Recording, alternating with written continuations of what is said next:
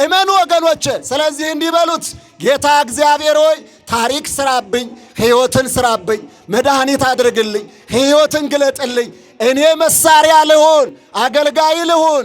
አገልጋይ ሁኜ ታሪክ የሚሰራ አንተ ያዳንከውን የማዳን ሥራ መግለጥ የሚችል ኃይላት እጄን ስራበት፣ አንደበቴን ተናገርበት፣ ጆሮዬን ስማበት፣ ዓይኔን እይበት፣ እግሬን ተራመድበት፣ ልቤን ቀና ነገርን አስብበት። የፈጠርከውን በሥጋ በደም የገነባኸውን ይህን ሰውነት ለመንፈሳዊ አገልግሎት ተጠቀምበት ብላችሁ እንደ እሌኒ ለመሳሪያነት ሰውነታችንን ብናስረክበው ወገኖቼ የእኛም እጆች ታሪክ ይሰራሉ። ለወዳጆቹ ለኢትዮጵያውያን፣ ለእናንተ፣ ለእኛ፣ ለሁላችንም መስከረም 21 ቀን በአፄ ዘርዓ ያዕቆብ አማካኝነት መስቀል ወደ ኢትዮጵያ መጣ።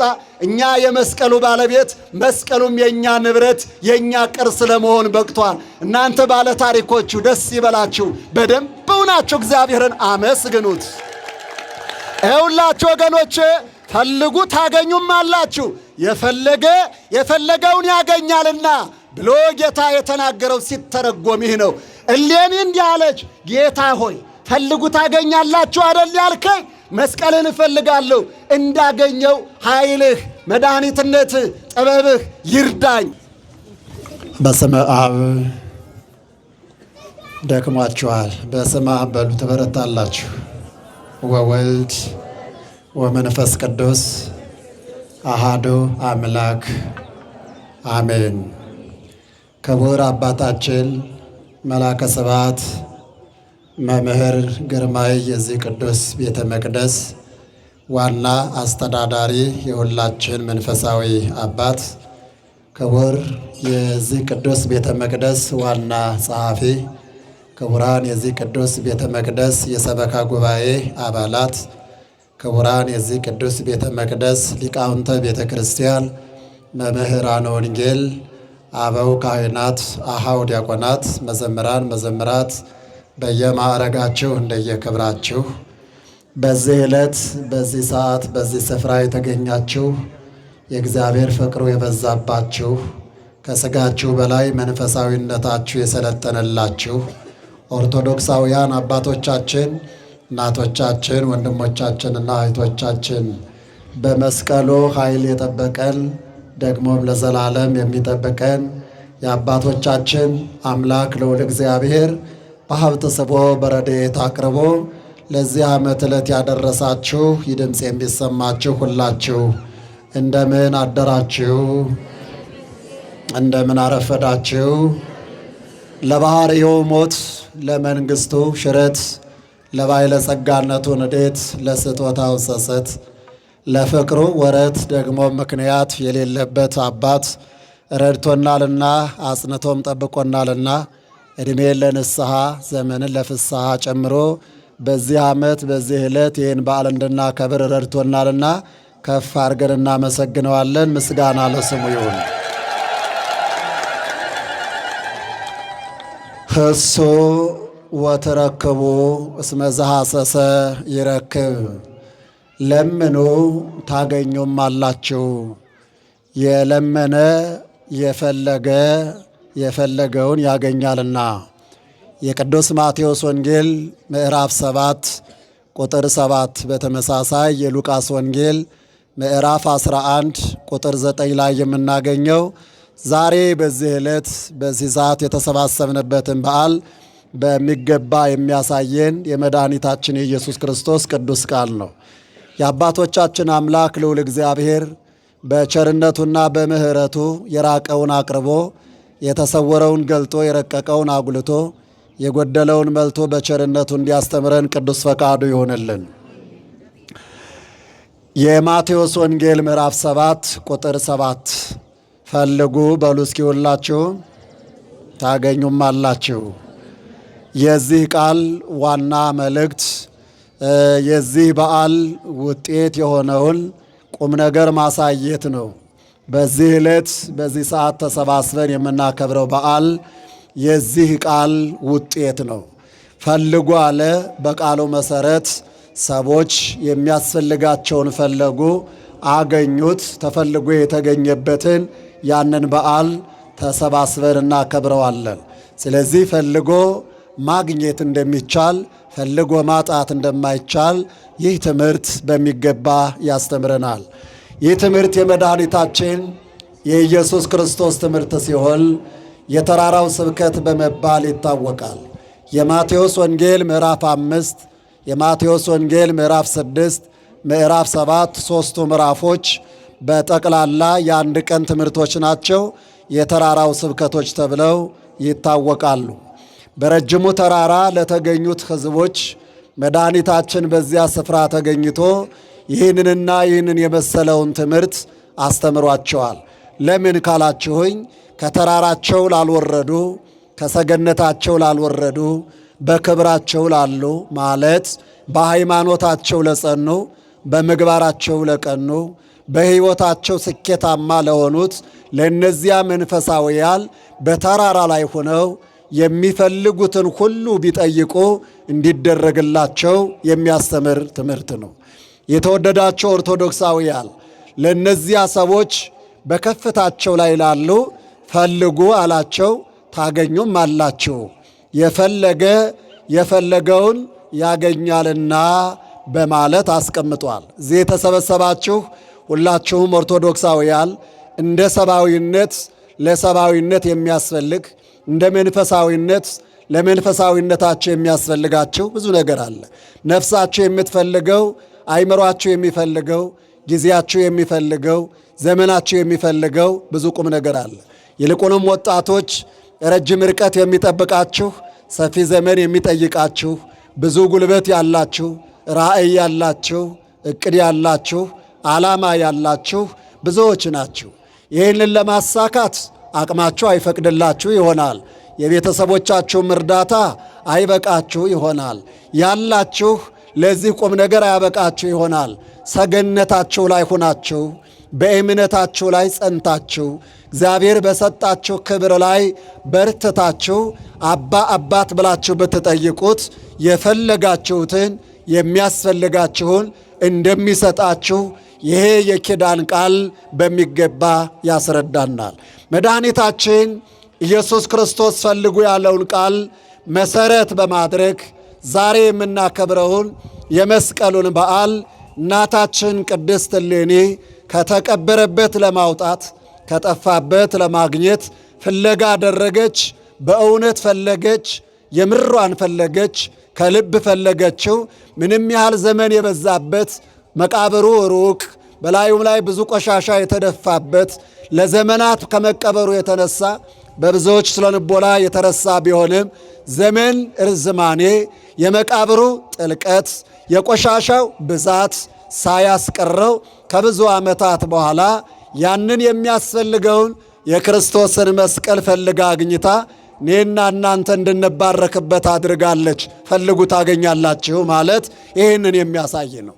ዛሬ የተሰበሰብነው የመስቀልን በዓል እያሰብን ነው።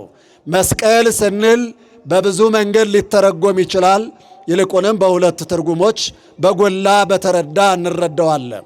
የመጀመሪያው መስቀልን ስንፈታ መከራ ብለን እንፈተዋለን። ደህና አደራችሁ? እየሰማችሁኝ ነው? መስቀልን መከራ ብለን እንፈተዋለን። መስቀል ማለት ሰቀለ፣ ሰቀለ፣ መስቀል፣ መስቀል፣ መሰቀል፣ መቸንከር፣ መከራ መቀበል ማለት ነው። ስለዚህ ከውጤቱ የተነሳ መስቀል መከራ ይባላል። በመስቀል ላይ የተሰቀለ ይቸነከራል፣ የሸዋ አክሊል ይቀዳጃል፣ ይሰቀላል፣ ይገረፋል፣ መከራ ይበዛበታል። ወደ ኋላ ወደፊት እየተጎተተ ብዙ ጽዋትወ መከራዎችን ያስተናግዳልና ከዚህ አንጻር መስቀል መከራ ይባላል። ውድ ወገኖቼ መስቀልን ስናከብር፣ መስቀልን ስንሳለም፣ መስቀልን ስናስብ፣ መስቀልን ስናይ በውስጣችን የሚሰማን አንድ እውነት አለ። በመስቀሉ ላይ የተሰቀለው ጌታ፣ በመስቀሉ ላይ 13ቱን ጽዋትወ መከራዎች የተቀበለው ጌታ፣ ለእኛ ሲል ደሙን ያፈሰሰው፣ ሥጋውን የቆረሰው የተንከራተተው የደማው 6666 ጊዜ አጥንቱ እስኪቆጠር ድረስ የተገረፈው ያ ግርፋት፣ ያ ችንካር፣ ያ መከራ ያለ ፍቅር የተከፈለ ዋጋ ለሁላችንም ሊታሰብ የሚገባው ይሄ ነው። ሰዎች የማይገባቸው ሰዎች የማይረዳቸው ይሄ ነው። መስቀልን ስናስብ እንጨት የምናመልክ የተቀረጸ ቅርጻ ቅርጽ የምንሰግድለት ይመስላቸዋል። እኛ ግን ለመስቀሉ ስንሰግድ ለእንጨቱ ሳይሆን ለብረቱ ሳይሆን ለወርቁ ሳይሆን ለብሩ ሳይሆን ለነሐሱ ሳይሆን በዚያ መስቀል ላይ ለእኛ የተከፈለውን ለእኛ የተደረገውን ለእኛ የተገለጠውን ለእኛ የተሰጠውን ያን የዘላለም አባት የሰላም አለቃ የፍቅር ባለቤት መድኃኔ ዓለም ክርስቶስን ነው። እሱን እያስብን እሱን እያየን ቀራንዮ ላይ ተሰቅለል ኮረብታው ላይ ወጥተል አብረን መስቀሉ ስር ኩርትም ብለል እንደ ድንግል ማርያም እያለቀስ እንደ ዮሐንስ እያነባል መስቀልን ስናከብር እንዲህ አድርገን ነው የምናከብረው። በቅዱሳን አባቶቻችን ድርሰት በቤተ ክርስቲያኗ የአገልግሎት ክፍልም ያለው የዜማ ልክ የዜማ አገልግሎት የጸሎት ክፍል የሚነግረን እንዲህ ነው። ለዕፀ መስቀልህ ዘንሰግር ሎቱ እስመ በላዕሌሁ አንጠብጠበ ደመ የሐማሜ ቃል በባሕሬ ሥጋ ዘሐመ። በባሕሬ መለኮቱ የማይታመመው ቃለ እግዚአብሔር ክርስቶስ በሥጋ ባሕሬ የታመመው አምላካችን ክርስቶስ ሥጋዊ ደማዊ ዘላለማዊ ሕያዋን ፍጥረታትን ለመዋጀት ደመ መለኮቱን ቀብቶታልና በደመ መለኮቱ ቀድሶታልና በደመ መለኮቱ ባርኮታልና ከእንጨትነት ጠባይ ለውጦታልና ለመስቀል የምንሰግደው በዚህ ምክንያት ነው ብለው አባቶቻችን ለምንና በምን እንደምንሰግድ አስቀምጠውልናል። ስለዚህ መስቀል ማለት መከራ ማለት ነው አለ። መከራ ስንል መስቀሉን ስናስብ ሁለት ነገሮችን እናስባለን። የመጀመሪያው ለሰው ልጆች የተከፈለው የመድኃኒታችን የኢየሱስ ክርስቶስን ጸዋትወ መከራዎች እያሰብን እናከብረዋለን።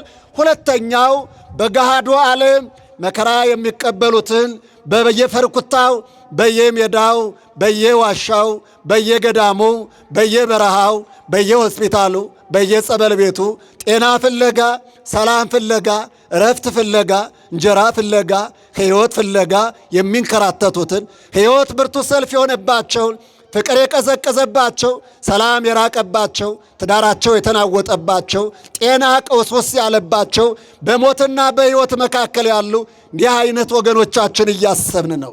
የነዚያ መከራ የኛ መከራ ነው። የነሱ ቁስል የኛ ቁስል ነው። የነሱ መሰደድ የኛ መሰደድ ነው። የነሱ ረሃብ የኛ ረሃብ ነው። የነሱ ጥም የኛ ጥም ነው። ስለዚህ ሰው ማለት ይልቁንም ክርስቲያን ማለት ክርስቶሳዊ ማለት ነውና ክርስቶሳዊ ማለት ደግሞ ስለ ሌላው ቁስል እያለቀሰ ከሚያዝነው ጋር እያዘነ ደስ ከሚለው ጋር ደስ የሚለው ነውና በዓለም ብሎም በሀገራችን በብዙ መንገድ እየተሰቃዩ ያሉ በመከራ ያሉ ወገኖቻችንና ራሳችንን ጭምር የምናስብበት ስለሆነ መስቀል መከራ ይባላል። ይህን በዓል ስናከብር ይህን መስቀል መከራ ብለን ስናነሳ ጌታችን ለእኛ የተከፈለውን በዚህ ዓለም ያሉ ምእመናን የሰው ልጆች የሚከፍሉትንና የምንከፍለውን መከራ እያሰብን እያለቀስ እያነባል እየጸለይን በዓሉን እናስባለን። ማንባት ብቻ አይደለም፣ ማዘን ብቻ አይደለም፣ ማሰብ ብቻ አይደለም፣ ከንፈር መምጠት ብቻ አይደለም የመስቀሉ መገለጫ። ይህን እያሰብን መሐረነ መሐሪ መሐሪው ሆይ ማረን፣ ራራልን፣ ይቅር በለን፣ እዘንልን። ከአንተ በቀር ማን ሊራራልን ይችላል? ከአንተ በቀር ማን ሊያዝንልን ይችላል? አንተ ካልማርክን፣ አንተ ይቅር ካላልክን፣ አንተው ካልጠበቅን ማን ጠባቂ አለን? አንተው ራስህ ጠብቀን እያል መድኃኒታችን ክርስቶስን በጸሎት እንዲህ ባለው አገልግሎት ሌሊት ከካህናቱ ጋር በሰዓታት በማህሌት በቅዳሴ በኪዳል አሁንም ባያችሁት በሰማችሁት መንገድ በዓሉን የምናከብርበት አግባብ ይህ ነው። ስለዚህ መስቀል ማለት መከራ ስንል ይህን እያሰብን ነው ማለት ነው። ሁለተኛው የመስቀል ትርጉም ምልክት ማለት ነው። ምን ማለት ነው? ምን ማለት ነው? ምልክት ማለት ነው። ምልክት ስንል አንደኛ ከመስቀሉ ቅርጽ አንጻር፣ ሁለተኛ ከመገለጫው አንጻር። ከመስቀሉ ቅርጽ አንጻር ስናይ የተ ምልክት ወይም የመደመር ምልክት ያለው መስቀል ማለታችን ነው። ጌታችን መድኃኒታችን ኢየሱስ ክርስቶስ በሚሰቀልበት ዘመን 4 አይነት መስቀሎች ነበሩ። በደንብ ስሙኝ። ስንት አይነት? 4 አይነት መስቀሎች ነበሩ። አንደኛው አይነት መስቀል አንድ ቁጥርን የመሰለ፣ ሁለተኛው አይነት መስቀል የፐ ፊደልን የመሰለ፣ ሶስተኛው የመስቀል አይነት የኤክስ ምልክትን የመሰለ፣ አራተኛው የመስቀል ምልክት የተ ፊደል ወይም የመደመር ምልክት ያለውን መስቀል የመሰለ ነበረ። ጌታ የተሰቀለው በተ ፊደል ምልክት ወይም በመደመር ምልክት ባለው መስቀል ነው። ለምን የፊደል ተመረጠ? ለምን የምልክት ተመረጠ ስንል ተ ማለት ተሰባ ወተሰገው ተሰቅለ ወሐመ ማለት ነው። ተሰባ ወተሰገው ማለት አምላክ ፍጹም ሰው ሆነ። ፍጹም ሰው ሆኖ የሰውን ልጅ ወደ ፍጹም ሰውነቱ፣ ወደ ፍጹም ክብሩ፣ ወደ ፍጹም ልጅነቱ፣ ወደ ፍጹም ሰማያዊ ዜግነቱ መለሰው ማለት ነው። ይሄ ትርጉም ባለው በተ ፊደል ምልክት በዚያ መስቀል ተሰቅሏል። ተሰቀለ መድኃኒታችን ስንልም ጌታ ሰው የሆነው ሥጋ የለበሰው በመስቀል ተሰቅሎ ታሞ ሞቶ ሙታንን ሕያዋን ኃጥአንን ጻድቃን አድርጎ ወደ ቀደመ ክብራችን ወደ ቀደመ ሕይወታችን መልሶ እንዲህ የከበርንበትን በዓል እንድናከብር የተደረገበትን እውነት የሚገልጽ ምልክት ነውና ፊደልን በሚመስለው በዚህ መስቀል ተሰቅሎ እኛን ወደ ቀደመ ክብራችን መልሶናል። ክብር ምስጋና ለስም አጠራሩ ይሁን። ሁለተኛው የመደመር ምልክትን ስናነሳ መደመር ማለት 4 ቅርንጫፎችን የሚያሳይ ነው። መሃል ላይ በአንድነት የተያያዘ ነው። ወደ ላይ ስናይ ከላይ መውረዱን ወደ ታች ወደ ቀኝና ወደ ግራ መካከል ላይ መያያዣ አለው። በመሬት ስንወስደው ከምስራቅ አለ አንዱ ቅርንጫፍ በምዕራብ፣ አንዱ ቅርንጫፍ በሰሜን፣ አንዱ ቅርንጫፍ በደቡብ አጠቃላይ 4ቱን ማዕዘነ ዓለም ሰብስቦ አንድ አድርጎ አዋህዶ አንድነትን ተዋሂዶን ቅድስናን የሚገልጽ ስፍራ ነው። መድኃኒታችን በዚህ መስቀል ተሰቀለ ማለት ክርስቶስ እስከሚሰቀልበት በዚህ መስቀል ቀራንዮ ላይ እስከሚውል ድረስ በዓለም ሰላም የለም፣ በዓለም አንድነት የለም፣ በዓለም ፍቅር የለም፣ በዓለም ተስፋ የለም፣ በዓለም ሕይወት የለም። በዚህ መስቀል ሲሰቀል ክርስቶስ በዓለም ነፍስ ከሥጋ ጋር ተለያይታለች። ሰማይ ከምድር ጋር ተጣልተዋል። ሰው ከመላእክት ጋር ተራርቀዋል። ሕዝብና አሕዛብ ብለን ተገነጣጥለን እርስ በርሳችን እየተበላላን ያለንበት ዘመን ነው። በዚህ የመደመር ምልክት ባለው መስቀል ሲሰቀል ግን ሰላም ወርዷል፣ እርቅ ሆኗል፣ ፍቅር ሆኗል፣ ሕይወት ሆኗል፣ መድኃኒት ተደርጎልናል። ሰው ከነፍሱ ጋር ታርቋል። ሰው ከመላእክት ጋር አንድ ሆኗል። ሰው ከእግዚአብሔር ጋር ታርቋል። ሕዝብ ከአሕዛብ ጋር አንድ ሆነዋል። ሰማይና ምድር አንድ ሆነው ተስማምተው ይኸውና እኔና እናንተን በሰላም እያኖሩ ነው። ስለዚህ በዚህ ምልክት የተሰቀለው አንድነትን፣ ፍቅርን፣ ሰላምን ለሁላችን ሊሰጠን ነው። አንድ ላይ ሰብሰብ ብለን የመስቀሉን በዓል የምናከብረው በዚህ አግባብ ነው። እንኳን ደስ አላችሁ ምእመናን። ኦርቶዶክሳዊት ቤተ ክርስቲያን እንዲህ አይነት ቁም ነገር ያላት ናት።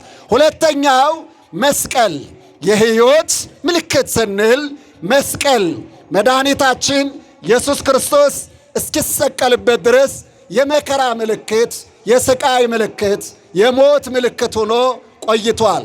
በሮማውያን ሥርዓት ወንጀለኛ የሚባለው፣ ጨካኝ የሚባለው፣ አረመኔ የሚባለው፣ ቀማኛ የሚባለው፣ ሽፍታ የሚባለው የሚቀጣበት መግጫ ነው። የሚፈረደው ፍርድ በመስቀል ተሰቅሎ የወንጀሉ አይነት መስቀሉ ላይ ተሰቅሎ ተሰቃይቶ እስትንፋስ አጥሮት እየጓጎጠ እንዲሞት ነው የሚደረገው። በዚህ አግባብ ብዙ ወገኖች ብዙ የሰው ልጆች በመስቀል እየተሰቀሉ ሙተዋል። በመስቀል እየተሰቀሉ ስቃይ መከራ ተቀብለዋልና መስቀል ክርስቶስ እስኪሰቀልበት ድረስ የሞት ምልክት፣ የመከራ ምልክት፣ የስቃይ ምልክት ሆኖ ቆይቷል። ክርስቶስ በዚያ መስቀል ላይ ሲሰቀል የሞት ምልክቱ ተለወጠ። የመስቀል ጠባዩ ተለወጠ። የመስቀል ክብሩ ተለወጠ። የመስቀል አገልግሎቱ ተለወጠ። የሞት ምልክት የነበረው የሕይወት ምልክት፣ የጠብ ምልክት የነበረው የፍቅር ምልክት፣ የመለያየት ምልክት የነበረው የአንድነት ምልክት ሆኖ በመድኃኒታችን ደም መስቀሉ ተባርኮ መስቀሉ ተቀድሷል። ደስ ይበላችሁ ውድ ኦርቶዶክሳውያን። መስቀል ከመነሻው ስናነሳ በዓለመ መላእክት ተነስቷል። በዘመነ አበው ታይቷል። በዘመነ ኦሪት ተገልጧል። በዘመነ ነቢያት ታይቷል። በዘመነ ሐዲስ ኪዳን በመድኃኒታችን በኢየሱስ ክርስቶስ በደመ መለኮቱ ተቀድሶ የሐዲስ ኪዳን የመንፈሳዊ አገልግሎት ዋና መገለጫ ሆኖ ይሄውና እኛም እያከበርነው እየከበርንበት እየተባረክንበት እየተቀደስንበት ሀብተ ወልድና ሕይወተ ልቡና ስመ ክርስትናን እያገኘንበት ስርየተ ኃጢአትን እያገኘንበት የክርስቶስ የመሆናችን የመንግሥተ ሰማያት ዜጎች የመሆናችን የመወደዳችን የመከበራችን የመለየታችን የመጽደቃችን ልዩ አርማ ምልክት አድርጎ ለሁላችንም ሰጥቶናል። ክብር ምስጋና ለስም አጠራሩ ይሁን። ታዲያ ይሄ መስቀል መድኃኒታችን ኢየሱስ ክርስቶስ ከተሰቀለበት በኋላ በደሙ ካከበረው በኋላ ጠባዩን መልኩን ከቀየረው በኋላ የሞት ምልክት መሆኑ የመከራ ምልክት መሆኑን ከቀየረው በኋላ ጠባዩ አገልግሎቱ ከተቀየረ በኋላ መድኃኒታችን ኢየሱስ ክርስቶስን የጠሉ አይሁድ ለመስቀሉም ፍቅር አላሳየው።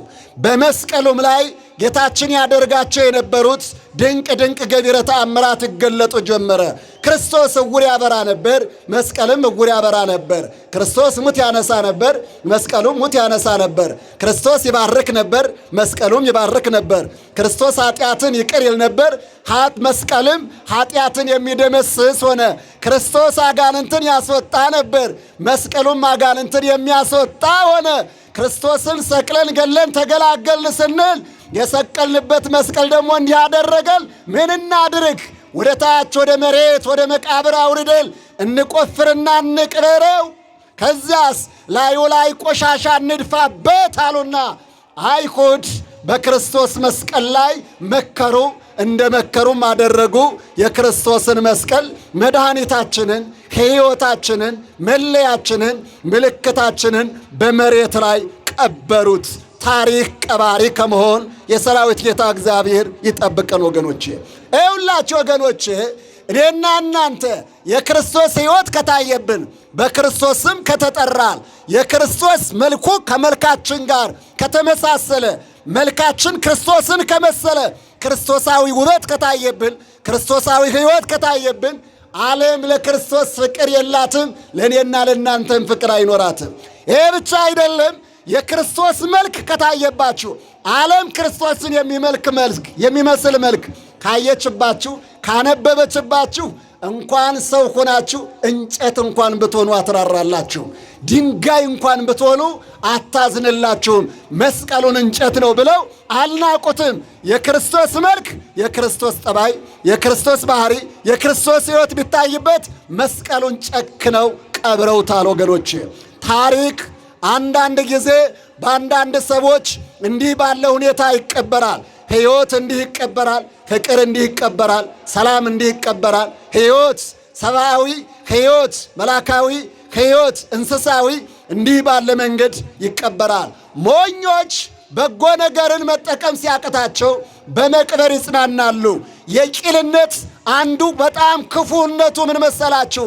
በጎ የሆነውን ነገር መቅበር፣ መድኃኒትን መቅበር፣ ሰላምን መቅበር፣ ፍቅርን መቅበር፣ የእግዚአብሔር የመሆንን ምልክቱን መቅበር፣ ምልክት አልባ ማድረግ የሞኝነት መገለጫ ነው።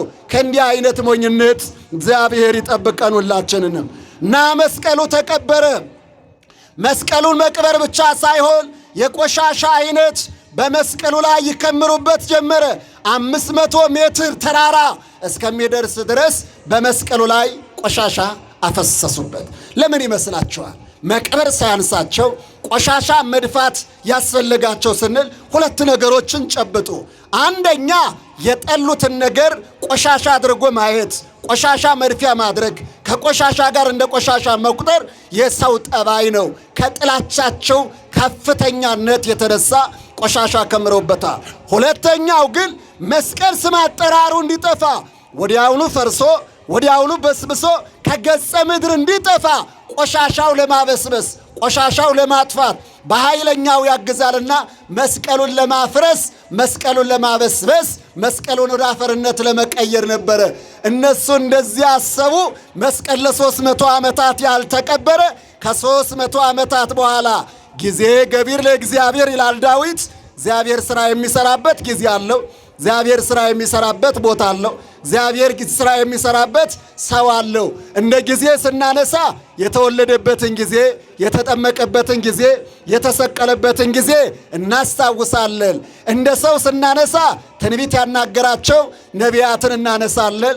ወንጌልን እንዲሰብኩ የመረጣቸው ሰዎችን እናነሳለን። ይልቁንም ዓለምን ለማዳን የተመረጠችው የሁላችን እናት ቅድስት ድንግል ማርያምንም እናነሳለን። በረከቷ በሁላችንም ላይ ይደርብን።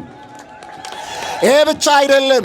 መስቀሉን ለማውጣት መስቀሉን ከተቀበረበት ለማውጣት እሌኒን መጠቀም አስፈላጊ ሆኖ እናያለን። ይሄ ማለት እግዚአብሔር የሚሰራበት ጊዜ፣ እግዚአብሔር የሚሰራበት ሰው፣ እግዚአብሔር የሚሰራበት ሁኔታ እንዳለ የኛም ጊዜ፣ የኛም ሰውነት፣ የኛም ስብዕና ታሪክ መስራት ይችላል። እሌኒ ለዚህ ሥራ ተመረጠች።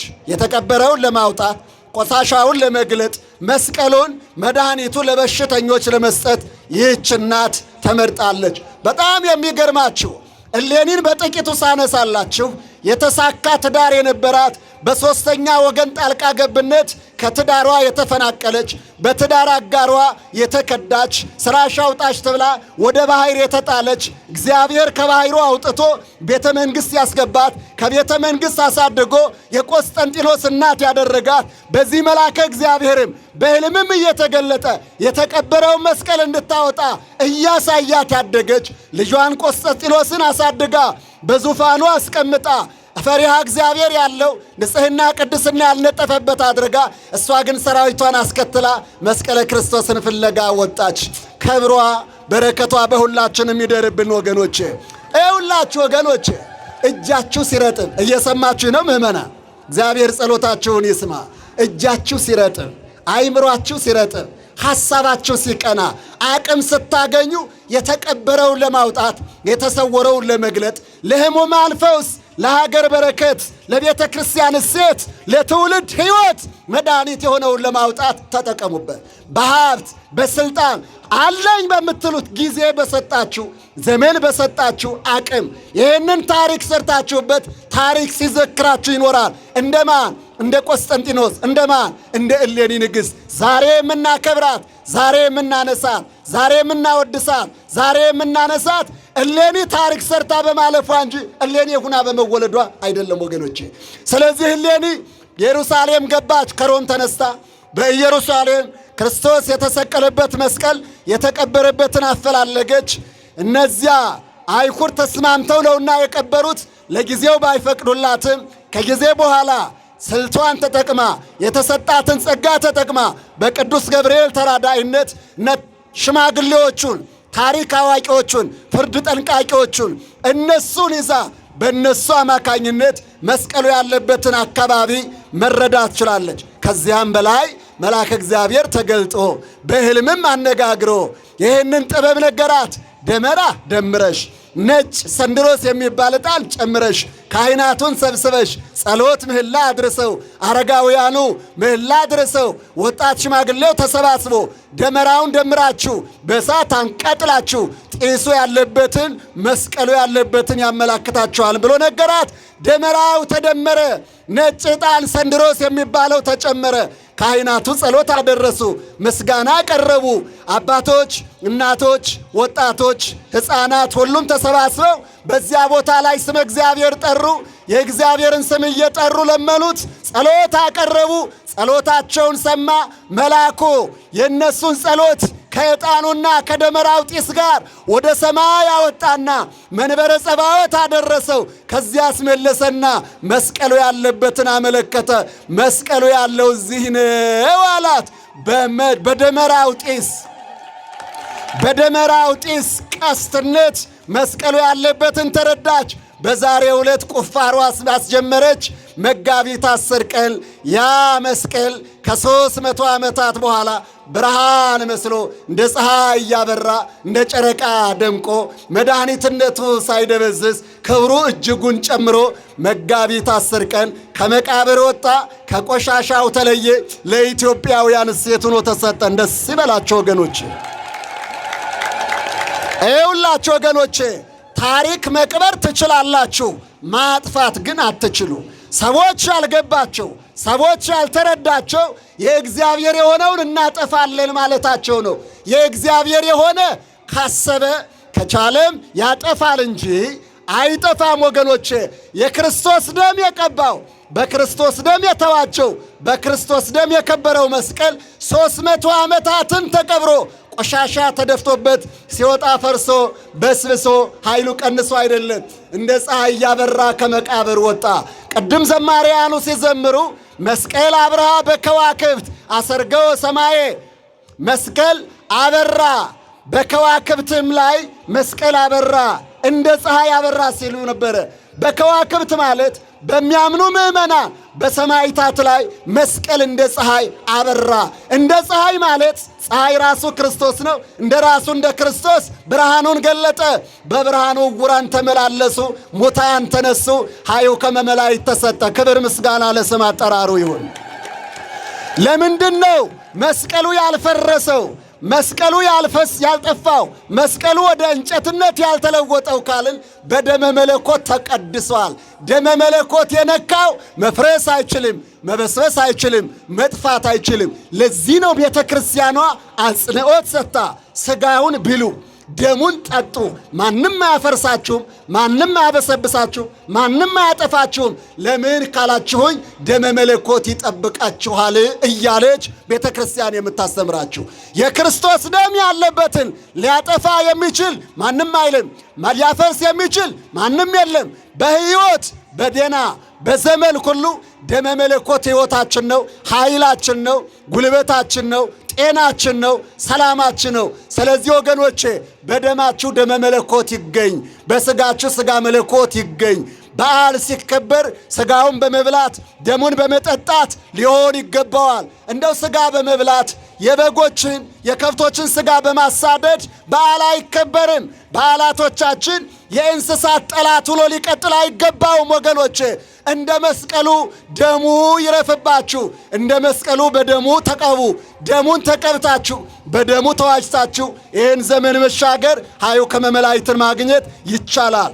ሞትን የምትፈሩ ኃጢአትን የምትፈሩ መከራን የምትፈሩ ስደትን የምትፈሩ ስቃይን የምትፈሩ አንዳች ክፉ ነገር የምትፈሩ መድኃኒቱን መስቀል ይነግራችኋል። ደመ መለኮት አይለያችሁ ይላል። በደመ መለኮቱ ሁላችንም ይቀድሰን ወገኖቼ። መስቀል 300 ዓመት ተቀበረ። ከ300 ዓመት በኋላ ወጣ። ለምን 300 ዓመት ቆየ ስንል የመጀመሪያው መስቀሉ ረጅም ዓመታት ተቀብሮ ከመቃብር ሲወጣ ሳይፈርስ ሳይበሰብስ ሳይጠፋ ወደ እንጨትነት ጠባይ ሳይለወጥ ብርሃን ተስሎበት እንደ ፀሐይ እያበራ ሲወጣ የመስቀል ክብሩ በእኛም በምናምነው በማያምኑትም ፍንትው ብሎ እንዲገለጥ ነው። የመስቀል ክብሩ በደንብ እንዲገባን ነው። ሙታን ሲነሱበት፣ ድውያን ሲፈወሱበት አይተል ማይጠፋ ማይፈርስ ማይበሰብስ መሆኑ ይሄ እግዚአብሔራዊ ጸጋ እንደሆነ አይተል እንዲህ ባለ በዓል እንድናከብረው እንዲያከብሩት የመስቀሉ ክብር እንዲገለጥ ነው። ወገኖቼ በዘመናችን መከራ አለ፣ ስደት አለ፣ ረሃብ አለ፣ ፈተና አለ፣ ስቃይ አለ። ረጅም ዓመታት አስቆጠር፣ ብዙ ዘመናት አስቆጠር። ለምን ይመስላችኋል? ኃጢአታችንን ቆጥሮት በደላችን ሰፍሮት ጽድቃችን ሳይመለከተው መሰላችሁ? በመከራችን የሚገለጥ ክብር አለ። እንደ መስቀሉ የሚገለጥ ክብር አለ። እንደ ነቢያት፣ እንደ ሐዋርያት፣ እንደ ጻድቃን፣ እንደ ሰማዕታት በመከራው የሚገለጥ አሕዛብ የማያውቁት እኛ ራሳችን የማናውቀው ክብር አለ። ያን ክብር በመከራ ሊገልጠው እግዚአብሔር ስለፈቀደ ነው። በብዙ ዓመት የመስቀሉን ክብር ገልጦ መስቀሉን እንዲከበር በመስቀሉ እንድንከበር አድርጓል መድኃኔ ዓለም። ክብር ምስጋና ለስም አጠራሩ ይሁን። ሁለተኛው መስቀል 300 ዓመት በመቃብር መቆየት ያስፈለገው በመስቀሉ የሚያምኑ በመስቀሉ የሚባረኩ መስቀል አገልግሎት የሚሰጣቸው የመስቀሉ በረከት የሚገባቸው ትውልዶች እስኪነሱ ድረስ ነው። እነ እሌኒ እስኪነሱ፣ እነ ቆስጠንጢኖስ እስኪነሱ፣ ታሪክ ሰሪዎቹ የታሪክ ባለሙያዎቹ እስኪነሱ፣ በመስቀሉ የሚባረኩት የሚቀደሱት አይሁዳዊ ልቦና የሌላቸው ኢትዮጵያውያን ኦርቶዶክሳውያን እስከምንገኝ ድረስ። ይሄ ብቻ አይደለም። መስቀሉን የቀበሩት በመስቀሉ ላይ ጥላት ሆነው የሚመላለሱት ፍጻሜያቸው ጥፋት ነውና ጳውሎስ እንዳለ በመስቀሉ ላይ በክርስቶስ ላይ በጠላትነት የተነሱት ከገጸ ምድር ልፍ ብለው ታሪክ የሚቀብሩት ታሪክ የሚያጠፉት እስኪጠፉ ድረስ እግዚአብሔር ታሪካችን በመቃብር ቀብሮ አቆየልን። ታሪክ የሚቀብሩት ታሪክ የሚያጠፉት ታሪክ የሚያቆሽሹት ወደ መቃብር ሲወርዱ ታሪክ የሚያስፈልጋቸው ብቅ ሲሉ ታሪካችን ከመስቀል አውጥቶ ለእኔና ለእናንተ ሰጠን። እድለኞቹ እንኳን ደስ አላችሁ ኢትዮጵያውያን። ስለዚህ መስቀል ከመቃብር ወጣ። መስቀል ከመቃብር ከተነሳ በኋላ ቤተ ክርስቲያን ተሰርቶለት በቤተ ክርስቲያን አገልግሎት ሲሰጥ ቆይቷል። ከዚያም በኋላ በዓለም 3 ዓመት ከ3 ወር ዙሮ ለመስቀል የሚገባ ለመስቀል የሚመች ስፍራ ቢጠፋ ኢትዮጵያ ተገኘችልን።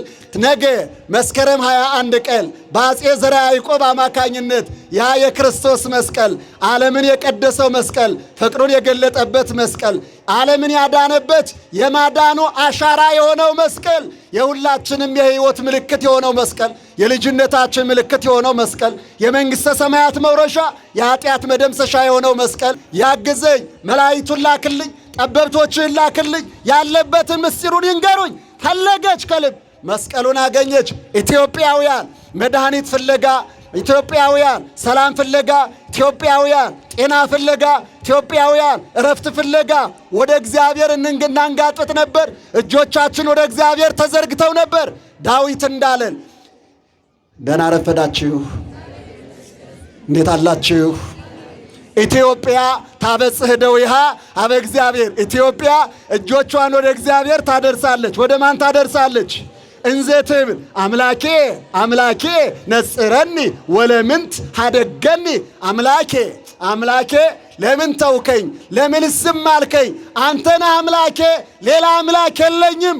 ዝም አትበለኝ። በሽታ ያጥፋኝ፣ ጦርነት አይብላኝ፣ መከራ ያሳደኝ፣ እባክህ መድኃኒትህን ላክልኝ አለች። ኢትዮጵያ እጆቿን ዘርግታ አቤት አምላኬ አለችው። አቤት አለና ድምጿን ሰማ። ድምጿን ሰምቶ ዓለምን ያዳነበትን ለዓለም ፍቅሩን የገለጠበትን ዓለምን እንደገና የሰራበትን መስቀሉን መድኃኒት አድርጎ ለእኛ ለኢትዮጵያውያን ሰጠን። ፈልጉ ታገኛላችሁ ማለት አይደለ። ፈለግን፣ መስቀሉን መድኃኒቱን አገኘን። ውድ ኦርቶዶክሳውያን ይሄ ዛሬ የምናከብረው በዓል ፈልጎ ማግኘት የሚቻል መሆኑን ባና ማሳያችን ነው። ዛሬ ብዙ የቀበርናቸው እኛ በማወቅ ባለማወቅ የቀበርናቸው በማወቅ ባለማወቅ ቆሻሻ የደፋንባቸው እውነታዎች አሉን። ሕይወት አለን፣ ታሪክ አለን፣ ቅርስ አለን፣ ፍቅር አለን፣ ሰላም አለን። ግን ቀብረነዋል። በዘር ቀብረነዋል፣ በጎጥ ቀብረነዋል፣ በጥቅም ቀብረነዋል፣ በባህል ቀብረነዋል፣ በክፉ ሐሳብ በማይጠቅም ነገር ቀብረነዋል። ከውጭ በመጣ በማይገባን ስልጣኔ በሚመስል ሰይጣኔ ቀብረነዋል።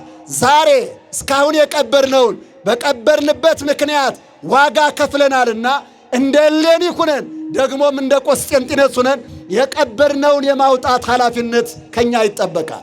በዚህ ዕለት የተገኛችሁ በዚህ ሰዓት ፀሐዩ እያቃጠላችሁ እየደከማችሁ መሄድ እየናፈቃችሁ ቤት መግባት እየፈለጋችሁ እዚህ ኩርትም ብላችሁ እኛ ጋር የተቀመጣችሁ አንድ ነገር ልንገራችሁ።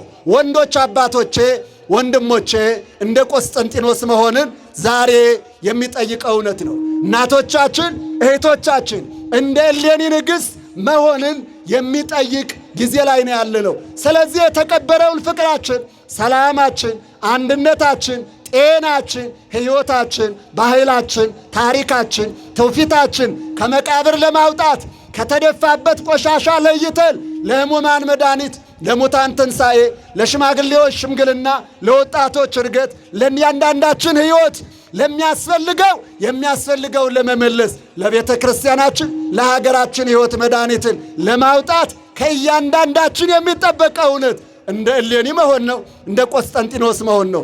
ይቻላል።